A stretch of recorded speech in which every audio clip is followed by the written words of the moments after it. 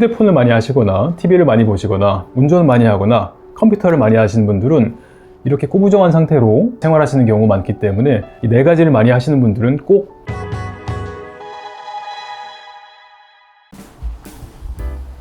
안녕하세요. 설명한의원 인천점 원장 김정진입니다. 오늘은 여러분들께 교감신경이 항진됐을 때 너무 예민해지고 긴장이 많아지고 불안감이 많아졌을 때 할 수 있는 스트레칭에 대해서 설명드리려고 합니다.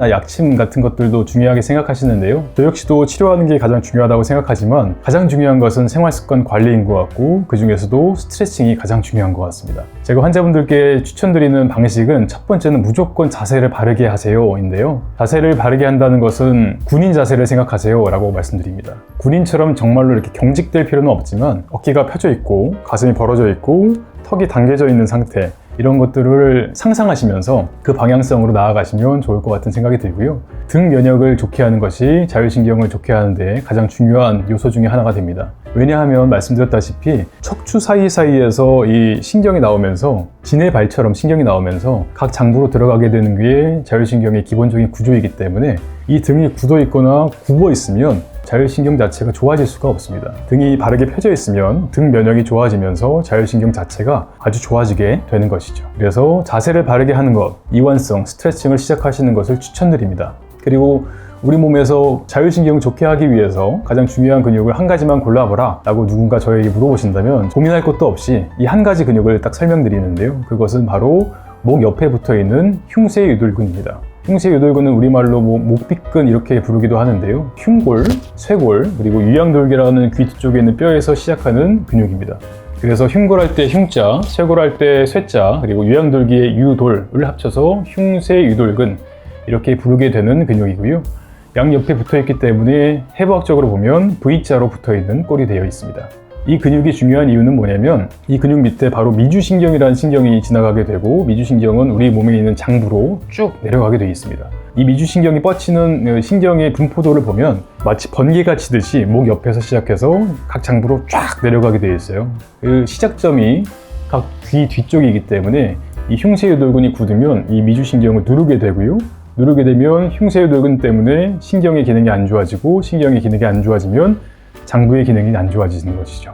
게다가 이 미주신경은 우리가 알고 있는 부교감신경의 80%를 주관한다고 합니다. 부교감신경을 좋아지게 할 뿐만 아니라 부교감신경이 좋아지면 교감신경에도 안정을 기할 수 있기 때문에 이 미주신경을 제대로 푸는 것, 그리고 이 흉쇄유돌근을 제대로 푸는 것이 우리 몸의 통증을 완화시키거나 자세를 교정하는 데 있어서 아주 필수적이다 라고 보시면 되겠습니다. 그러면 이 흉쇄유돌근을 어떻게 푸는 것이 가장 좋을까 라고 물어보신다면 이 흉쇄유돌근을 풀 때는 이렇게 마사지를 하시는 분들이 많이 있는데 이렇게 잡기보다는 집게처럼 이렇게 잡으시는 것이 좋습니다. 그래서 잡은 채로 떼어 나온다 라고 생각하시면 되겠고요. 이 흉쇄유돌근은 흉골이랑 쇄골에 붙어 있어서 두 갈래가 한 갈래로 붙으면서 연결되어 있습니다. 그래서 만질 때는 두 갈래가 딱 느껴지는 것이 아주 좋아요. 딱. 만약에 한 갈래만 느껴진다면 내가 얕게 잡고 있는 것이고요. 두 갈래가 느껴지면서 딱 두 가지 느낌이 드신다면 아주 잘하고 계시다 라고 보시면 되겠습니다. 제 주변에도 회사를 다니는 친구들 혹은 운전을 하는 영업을 하는 친구들 많이 있는데요. 그 친구들이 가끔 만나서 제가 이렇게 목을 만져보면 이 흉쇄유돌근이 굉장히 딱딱해져 있는 경우를 많이 볼 수가 있어요.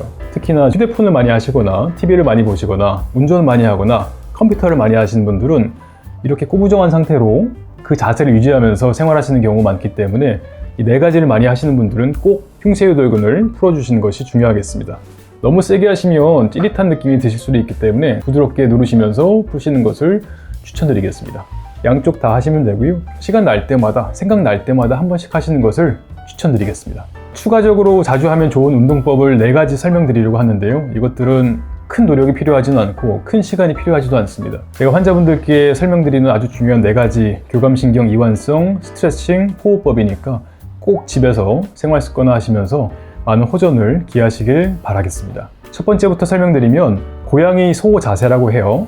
캣카우 스트레치라고 하는데 이 스트레칭의 목적은 척추를 부드럽게 움직여서 긴장을 풀고 교감신경을 안정시키는 데 있다고 보시면 되겠고요. 일단은 네 발로 기어가는 자세에서 시작을 하는데 손은 어깨 아래에, 무릎은 엉덩이 아래에 있다 보시면 되겠습니다. 숨을 들이마시면서 척추를 아래로 내리고요. 그 다음에 엉덩이와 머리를 올리면서 소 자세를 만들면 되겠고, 그 이후에 숨을 내쉬면서 등을 둥글게 말아서 고양이 자세를 취하게 됩니다.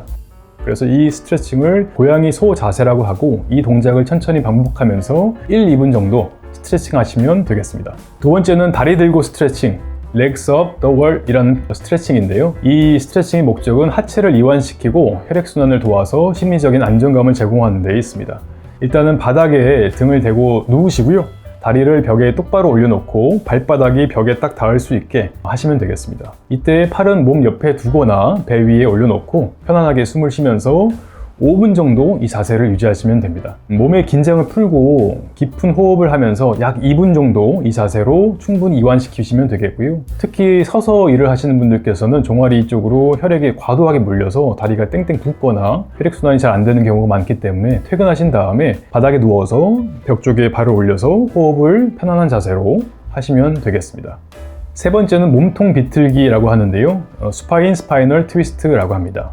이 스트레칭의 목적은 척추와 몸통을 부드럽게 비틀어줘서 긴장을 풀고 부교감 신경을 자극하는 데 있습니다. 일단은 등을 대고 누우신 후에 무릎을 구부려서 발바닥이 땅에 닿게 붙입니다. 이때 숨을 들이마시면서 두 팔을 양옆으로 벌리시고요. 숨을 내쉬면서 무릎을 오른쪽으로 천천히 떨어뜨립니다. 이때 상체가 왼쪽으로 같이 향하게 되면 되는 것이죠. 다리는 오른쪽, 상체는 왼쪽 이렇게 생각하시면 되겠고, 이 상태에서 호흡을 하면서 반대쪽으로 다시 이렇게 돌리시면 되겠습니다. 각 방향당 30초에서 1분 정도 유지하신 다음에 반대쪽으로 반복하시면 되겠습니다. 그리고 네 번째는 어깨 이완 스트레칭입니다. 숄더 슈러그 앤 롤이라고 하는 스트레칭인데요. 이 스트레칭의 목적은 어깨와 목의 긴장을 풀고 교감신경을 안정시키는 데 있습니다. 아주 간단한데요. 편안하게 앉거나 서서 양 어깨를 으쓱으쓱 하면서 5번에서 10번 정도 반복하시면 됩니다. 저처럼 팔을 올리지 마시고요.